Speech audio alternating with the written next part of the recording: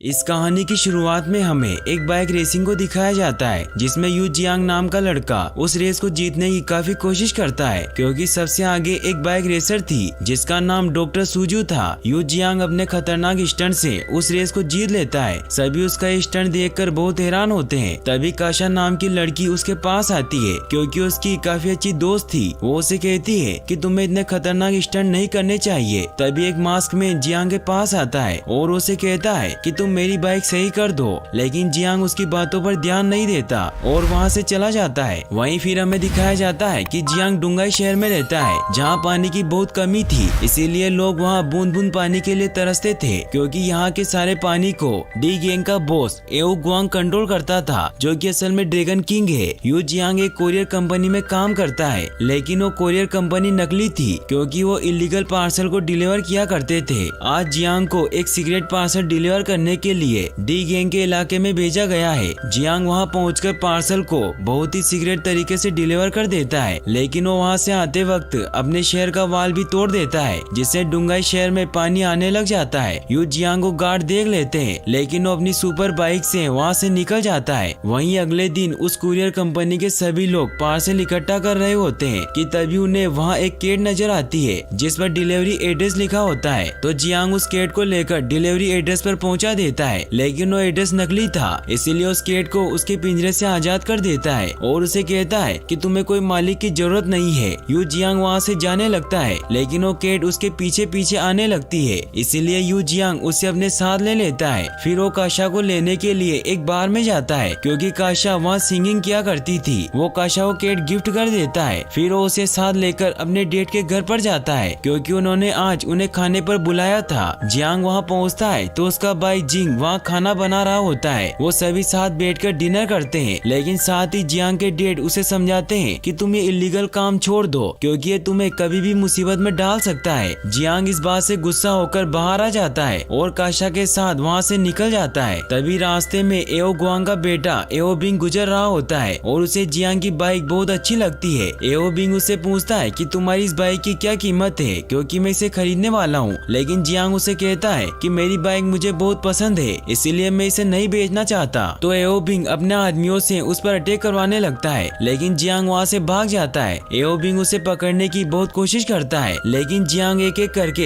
एओ Bing के सभी आदमियों को गिरा देता है, लेकिन अभी भी एओ बिंग उसके पीछे होता है। वो उसे पकड़ने की बहुत कोशिश करता है और इसी कोशिश में उसकी कार का एक्सीडेंट हो जाता है। ये देखकर जियांग बहुत खुश होता है, लेकिन तभी एओ बिंग अपनी पावर से उस पर अटैक करता है। इससे हमें पता चलता है कि नेजा और एओ बिंग ने पुनर्जन्म ले लिया था। एओ बिंग जियांग को बहुत मारता है और उसकी बाइक भी ले लेता है। तभी जियांग की केट उस पर हमला करने लगती है, लेकिन एओ बिंग उसे भी मार डालता है। इससे जियांग को भी बहुत गुस्सा आता है और उसके अंदर छिपी नेजा की शक्तियाँ जागृत हो जाती है, जिससे वो एओ बिंग पर हमला करके उसके हाथ को जला देता है। ये देखकर एओ बिंग वहाँ से भाग जाता है। वहीं हमें दिखाया जाता है कि जियांग की जब आँख खुलती है तो खुद को हॉस्पिटल में पाता है जहाँ डॉक्टर सुजू उसे चेक करती है। तो ये देखकर हैरान रह जाती है कि उसके जख्म बहुत ही जल्दी सही हो रहे थे। तभी जियांग को काशा के बारे में याद आता है और जब वो उसके पास जाता है तो वो देखता है कि काशा का एक पैर कट गया है। इससे वो बहुत दुखी होता है। डॉक्टर उसे बताती है कि काशा का एक पैर कुचल दिया गया था, इसीलिए हमें उसका पैर काटना पड़ा। इससे जियांग को एओ बिंग पर बहुत गुस्सा आता है और उसे बदला लेने के लिए जाने लगता है, लेकिन तभी डी दल का लीडर एओ गुआंग अपने बहुत सारे आदमियों के साथ वहाँ आता है और वो जियांग को कहता है कि मैं अपने बेटे की तरफ से तुमसे माफी मांगने आया हूँ और फिर उसकी बाइक भी लौटा देता है। साथ ही उसे बहुत सारे पैसे भी देता है, लेकिन जियांग उसे कहता है कि अगर तुम्हें माफी मांगनी है तो अपने बेटे का पैर काट दो। ये कहकर वो वहाँ से बाइक लेकर चला जाता है। जियांग का भाई उसे समझाने के लिए उसके पीछे जाता है। वहीं ड्रैगन किंग को जियांग पर बहुत गुस्सा आता है और वो अपने असिस्टेंट को कहता है कि जियांग को खत्म कर दो ताकि वो मेरे लिए हमेशा की तरह इस जन्म में भी खतरा न बन सके।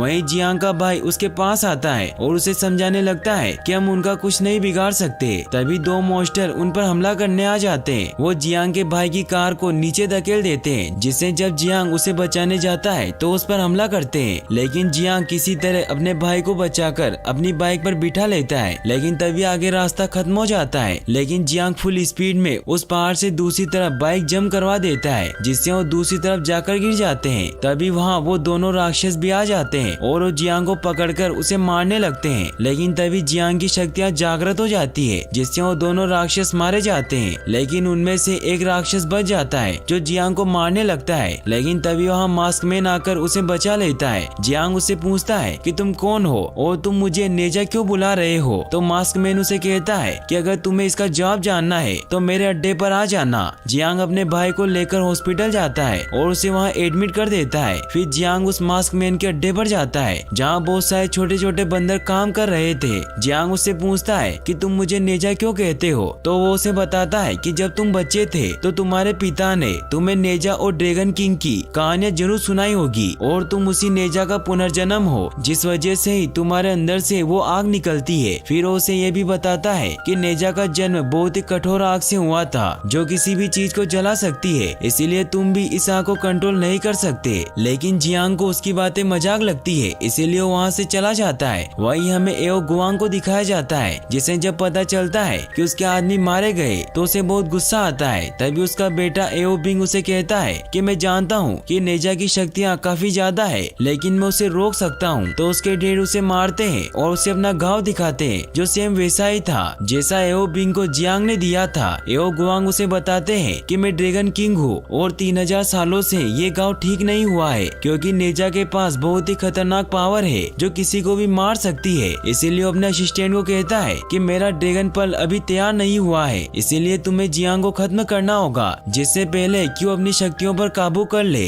वहीं हमें जियांग को दिखाया जाता है जो जब अपनी बाइक को सही कर रहा होता है कि तभी उसे विजन्स आने लग जाते हैं, जिसकी वजह से उसकी बॉडी में आग लग जाती है। इसीलिए वो वापस उस मास्क मैन के पास जाता है और उसे कहता है कि क्या तुम मुझे आग पर कंट्रोल करना सिखा सकते हो। तो मास्क मैन उसे कहता है कि मैं तुम्हें सिखा तो दूंगा, लेकिन उसके बदले में तुम्हें मेरी बाइक सही करनी होगी। तो जियांग भी मान जाता है। फिर मास्क मैन उसे गैराज में लेकर जाता है जहाँ वो उसे बताता है कि तुम अग्नि देवता के साथ पैदा हुए थे, लेकिन तुम एक इंसान हो, इसीलिए तुम्हें इस आग को केंद्रित करने के लिए लोहे की जरूरत है और अगर तुम लोहे का इस्तेमाल नहीं करोगे तो तुम्हारी पूरी बॉडी जल जाएगी। इसीलिए जियांग अपने लिए एक आयरन सूट बनाने की कोशिश करने लगता है। साथ ही वो मास्क वाला आदमी उसे ये भी बताता है कि जब तुम आग पर महारत हासिल कर लोगे तो तुम समुद्र और हवा में जीवित रह सकते हो। जियांग काफी मेहनत करने लगता है और मास्क मैन उसे लड़ना सिखाता है। जियांग अपने लिए सूट भी बना रहा होता है और साथ ही वो मास्क मैन की बाइक भी सही कर रहा था।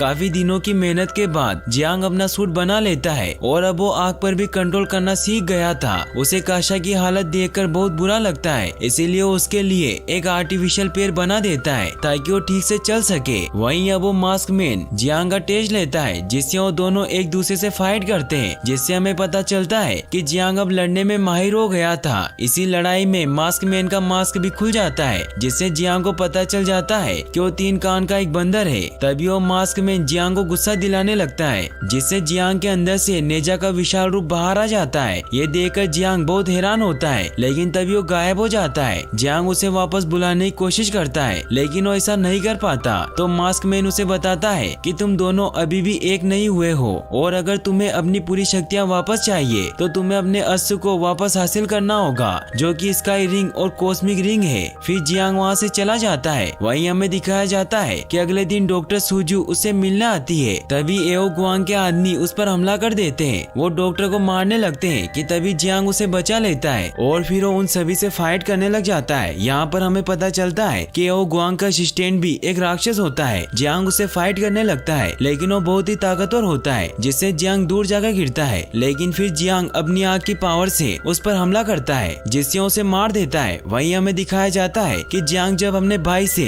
मिलने के लिए हॉस्पिटल जाता है तो एओ गुआंग के आदमी उस हॉस्पिटल पर बम से हमला करने लग जाते हैं। ये देखकर जियांग सभी को मारने लग जाता है। वो उस ट्रक के पास जाकर उस ट्रक को डिस्ट्रॉय कर देता है। तभी वहाँ एक डेमन उस पर हमला कर देती है, जिसका नाम रोजी क्लाउड होता है। उन दोनों के बीच में बहुत ही एपिक फाइट होती है। जियांग उस पर हमला करके उसे नीचे फेंक देता है। वापस आकर जियांग देखता है कि पूरा हॉस्पिटल तबाह हो चुका है और उसके डैड एक रोड से इंजर्ड हो चुके हैं। वो उनकी ये हालत देखकर बहुत डर जाता है। तभी उसके डैड उसे कहते हैं कि मैं जानता था कि तुम में कुछ अनोखी शक्तियाँ हैं। ये कहते ही उनकी डेथ हो जाती है। जियांग को इससे बहुत गुस्सा आता है और वो अपने डैड का बदला लेने के लिए जाता है। वहीं हमें दिखाया जाता है कि एओ गुआंग मास्क मैन को मिलने के लिए बुलाता है। मास्क मैन जब वहाँ पहुँचता है तो वो देखता है कि एओ गुआंग एक क्रिएचर की मदद से अपना ड्रैगन पर्ल बना रहा था, क्योंकि उसने उस क्रिएचर के बच्चे को पकड़ रखा था। ड्रैगन किंग उसे कहता है कि तुमने ही जियांग को ट्रेन किया है, इसीलिए वो रोसी से उस पर हमला करवा देता है और उसे रिबन में कैद कर लेता है। तभी वहाँ जियांग आ जाता है जो ड्रैगन किंग के सभी गार्ड्स को मार देता है, लेकिन तभी एओ गुआंग उसे भी रिबन से पकड़ लेता है। जियांग अपनी आग की शक्तियों का इस्तेमाल करता है जिससे वो रिबन भी उसे कैद नहीं कर पाता।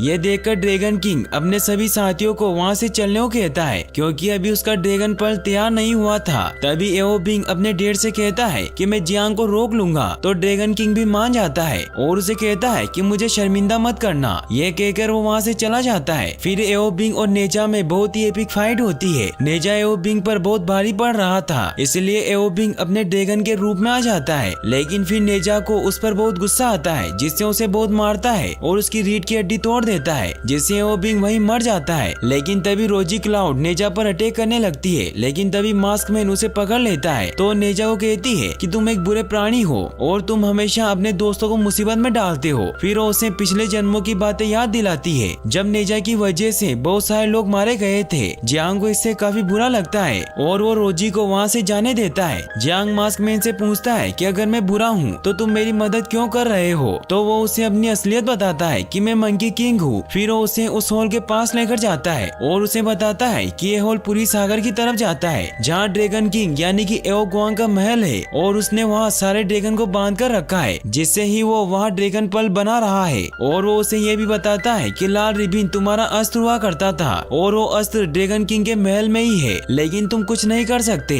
क्योंकि तुम्हारे अंदर का नेजा जब ही प्रकट होता है जब तुम मतलबी बनते हो, मगर जब तुम लोगों की मदद करना चाहते हो तो बच्चा नेजा तुम्हारे साथ नहीं होता। इसका मतलब ये है कि तुम नेजा की तरह बिल्कुल नहीं हो। ये कहकर वो वहाँ से चला जाता है। जियांग काफी परेशान होता है और जब वो वापस लौटता है तो वो और उसका भाई मिलकर उनके डेड का अंतिम संस्कार करते हैं। इससे जियांग काफी ज्यादा दुखी हो जाता है, तो वो सब उसे हौसला देते हैं कि तुम एक हीरो हो। तो जियांग भी डिसाइड कर लेता है कि वो ड्रैगन महल जाकर ड्रैगन किंग को हराएगा जिससे डुंगाई शहर में वापस पानी आ सके। वो उस हॉल के पास जाता है जहाँ वो नेजा को बुलाता है और उसे कहता है कि मैं पूरे शहर को बचाने जा रहा हूँ, लेकिन मैं जानता हूँ कि तुम स्वार्थी हो, इसीलिए तुम मेरी मदद नहीं कर सकते, इसीलिए तुम जाओ और मुझे अकेला छोड़ दो। ये कहते ही नेजा गायब हो जाता है। फिर जियांग उस हॉल के अंदर कूद जाता है जहाँ वो अपनी शक्तियों की मदद से पानी में सांस ले पाता है। तभी वहाँ एक शार्क उस पर हमला कर देती है, लेकिन जियांग उस पर वार करके उसे कंट्रोल कर लेता है। तभी वहाँ ड्रैगन किंग के समुद्री सैनिक जियांग पर हमला करने लग जाते हैं, लेकिन जियांग एक एक करके सभी को मार देता है। फिर वो ड्रैगन किंग के महल में पहुँच जाता है जहाँ वो उस क्रिएचर को आजाद करने लगता है, लेकिन तभी वहाँ ड्रैगन किंग आ जाता है जिसने डॉक्टर सुजू को भी बंदी बना लिया था। फिर ड्रैगन किंग जियांग पर हमला करने लगता है। ड्रैगन किंग बहुत ही ताकतवर होता है और उसके पास वेनम जैसी पावर होती है जिसकी मदद से